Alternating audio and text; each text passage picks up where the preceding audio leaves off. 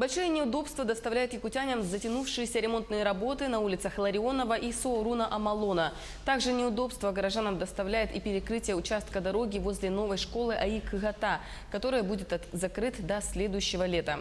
Из-за перекрытия дорог изменена и схема движения маршрутных автобусов, а автомобилисты, чтобы подъехать к 203-му микрорайону, вынуждены объезжать через 200-202. Задержку у нас субподрядчики у нас держат нас с этими лотками водоотводными. У нас по срокам сдачи объекта 31 октября. Ну, асфальтную работу где-то числа до 15 надо сделать. Мы говорим о том, что 31 октября, значит, дорога должна открыта быть. И получится что-то сделать раньше, ну, ради бога, но сроков мы называть не будем. По сообщению окружной администрации города Якутска, проект «Безопасные и качественные автомобильные дороги» в Якутске идет в плановом режиме. Вынос сетей полностью завершен на участке дорог 202 и 203 микрорайонов. По улице Петра Алексеева уложен первый слой асфальта, и сегодня планируется открытие временного движения транспорта.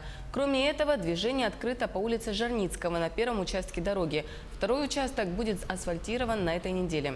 А на улице Газовиков вынесли опоры, проведены работы по сохранению зеленых насаждений, идет укладка бордюрного камня. Отмечу также, что на этой неделе запланированы асфальтовые работы по улицам Красильникова, Чайковского и Ларионова.